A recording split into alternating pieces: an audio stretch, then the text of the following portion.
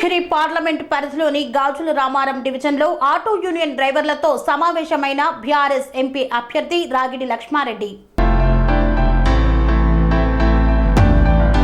Malkajgiri parliament పరిధిలోని కుత్బుల్లాపూర్ నియోజకవర్గంలోని Gajularamaram division Shapur Nagar auto union డ్రైవర్లతో బీఆర్ఎస్ పార్టీ ఎంపీ అభ్యర్థి రాగిడి లక్ష్మారెడ్డి మాట్లాడారు.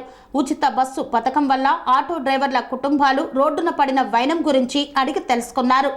అలాగే ఇప్పటి వరకు జరిగిన 40కి పైగా ఆటో డ్రైవర్ల ఆత్మహత్యల గురించి రేవంత్ రెడ్డి ప్రభుత్వం పట్టించుకోని తీరుపై ఆగ్రహం వ్యక్తం చేశారు. 6 గ్యారంటీలను చెప్పిన కాంగ్రెస్ ప్రభుత్వం ఎందుకు ఆటో డ్రైవర్ల బతుకులని బజారు పాలు చేసిందని మండిపడ్డారు.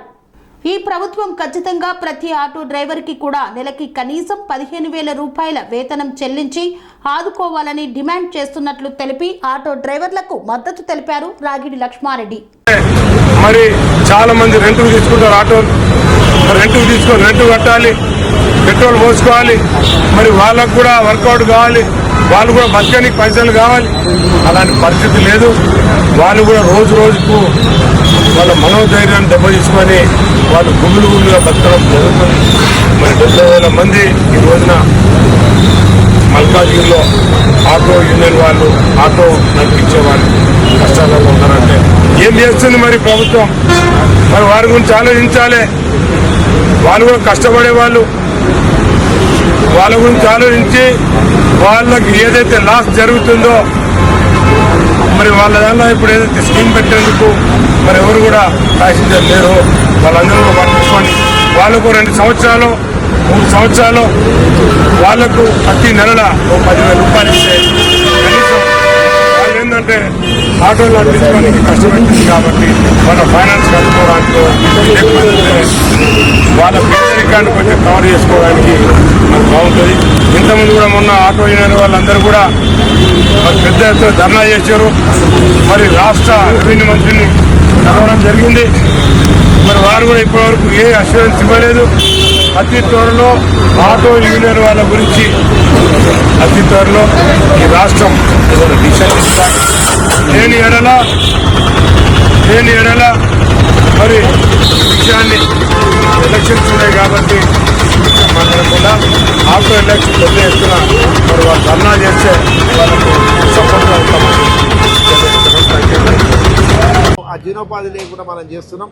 కాబట్టి దీన్ని సీరియస్గా ఆలోచించి ప్రతి ఒక్క ఆటో వాళ్ళ డ్రైవర్లకు ఐడెంటిఫై చేసి నెలకు కనీసం ఒక 15,000 20,000 వాళ్ళకి జీవనోపాధి ఇవ్వాలని చెప్పి సందర్భంగా మనం చేసుకుంటూ సెలవు తీసుకుంటే అన్న రాయి లక్ష్మీ మన ఎంపీ అభ్యర్థి గారిని మాట్లాడింది మనం చేస్తాం. ఈరోజు షాపూర్ నగర్లోని ఆటో స్టాండ్కి రావడం జరిగింది. ఇక్కడ ఆటో స్టాండ్లో ఆటో డ్రైవర్ల పరిస్థితి చూస్తే చాలా బాధాకరంగా ఉంది. మరి ప్రభుత్వం వచ్చి 4 నెలలు అయింది. గత 4 నెలల్లో దాదాపు రాష్ట్రంలో 41 మంది చనిపోయినారు. మరి ఆటో డ్రైవర్ల పరిస్థితి ఏంది? 4 నెలల్లో 41 మంది చనిపోతే మరి రాబోయే రోజులలో మరి ఎందరూ ఆత్మహత్యలు చేసుకుంటారు? ఈ ఆత్మహత్యలకు అంత కారణం ఎవరు? మరి ఏం జరుగుతుంది? ఏదైతే మరి ప్రభుత్వం ఉచిత బస్సు మహిళలకు ఏదైతే ఇస్తున్నారో దాన్ని స్వాగతిస్తున్నాము. మహిళలకు ఉచితంగా బస్సు సౌకర్యం అనేది మేము ఎగనెస్ట్ కాదు. కానీ మేము అడిగేది ఒకటే, ఈ పార్లమెంట్ సెగ్మెంట్లో 10,000 గవర్నమెంట్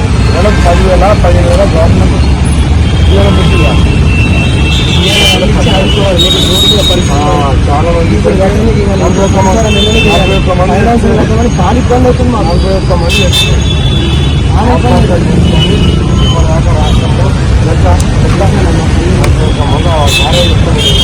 శ్రీ అవధూతాశ్రమము, బోధానంద సత్యారామూర్తి ఆర్యుల గోసేవాశ్రమము మరియు వృద్ధాశ్రమము పడాల.